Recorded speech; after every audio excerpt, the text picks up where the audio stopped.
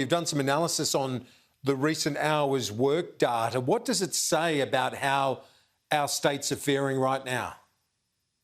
Yeah, g'day, Kieran. Thanks for having me on the show. Look, the hours work data come from the employment report, and that came out last week. And it's a really good proxy for economic activity until we get the GDP numbers, which we won't get for months. And most importantly, it's showing us what's going on in the states, each of the different states. So New South Wales has been absolutely hammered by these lockdowns, a fall of 13% in hours worked in July and August, much bigger than what we saw last year in the initial lockdowns. And to give you some sort of benchmark, in the recession of the early 90s, hours worked in New South Wales fell by about 2 or 3%. So this is a near collapse in economic activity for New South Wales. It's quite severe.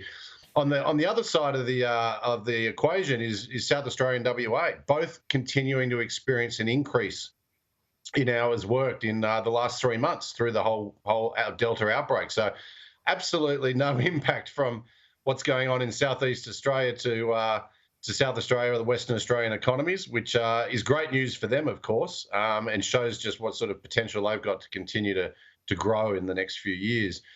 The Victorian numbers are hanging in there, but I suspect they'll get worse. The really interesting one's Queensland. Although COVID-free and open domestically, their hours worked have fallen 8% over the last 3 months to August. So they're clearly being impacted by what's going on in New South Wales and Victoria, very different to South Australia and WA. And of course, without the government support programs, because they're not in lockdown, I think there's going to be a fair bit of economic stress occurring in parts of the Queensland economy right now.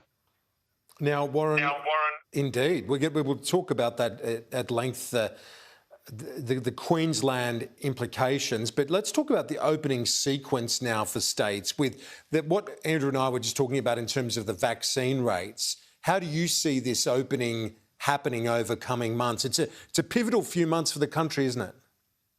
Yeah, in the last few weeks, the story has changed. I mean, it did look like we were going to have what I'd call a transition period where New South Wales and the ACT would lead the way, and then you'd have South Australia and Northern Territory, and you'd have this sort of steady stream of states hitting their targets. And by the beginning of December, you'd have Queensland and WA getting to 80%. But the trends in the vaccine rollout across the states, and also I think the shift towards 80% being the real target for opening for most states, particularly the ones that aren't in lockdown.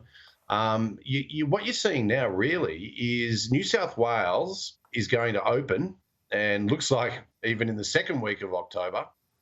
And then we're going to have, putting ACT to the side, but then we're going to have nothing for about 6 weeks. And the other states aren't going to get to 80% until late November or early December. And really, I think the interesting point here is that New South Wales is going to be the test bed. It's going to, all the information about how they're going to reopen in other states and what they're going to do is going to be learned from the New South Wales experience. Most importantly, not just the new case count, but I think the impact on hospitals and the hospital system. So really, it's a story of New South Wales leading the way, and then we're going to have to wait another 6 weeks until the start of summer until the other states are ready to go.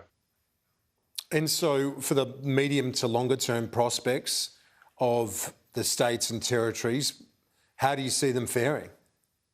Yeah, looking at these state numbers and just following the last 12 months, I think we're going to see a changing of the guard in what's driving the Australian economy or where the growth's coming from. And the pandemic, some of the shifts in work from home, technology, being able to be remote, I think are going to play in to the smaller states driving the national economy in terms of growth over the next 5 years. I think South Australia, Western Australia, Tasmania and Queensland are going to be the main sources of economic growth. I think Victoria's got huge challenges. They're losing people hand over fist right now, and they've really got a long way to go to get back to where they were in terms of the pre-pandemic path. And New South Wales has got a long way to go.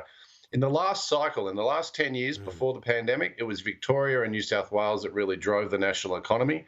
I think that's all going to switch around, and it's the mid and smaller states that are going to be the sources of growth for Australia in the next 5 years.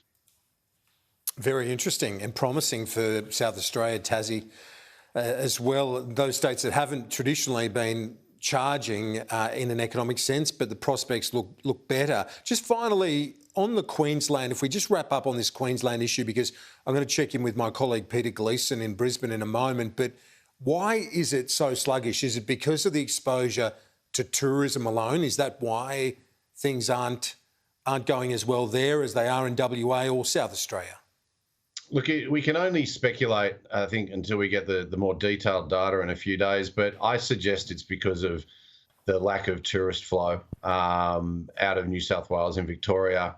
I think that's where the hours worked are being lost. And I think that's where the stress in the Queensland economy is. I mean, their economy's open. We've all watched the football matches up there. There are crowds there. People are out and about. So a lot of the economy is going along fine and doing probably as well as any other part of Australia. But I think there's pockets most likely to be around tourism that are being devastated. And of course, aren't getting the government support that you're seeing in New South Wales and ACT and Victoria right now. So I think it's very concerning. And of course, it's going to add to the need to get that economy open when they can, especially ahead of the summer holidays and Christmas, when a lot of people, and that's the big travel season. Otherwise, it's an industry to be hollowed out. You'd think, unfortunately. Warren Hogan, economic advisor at Judo Bank, thank you for your insights as always. Thanks, Kieran.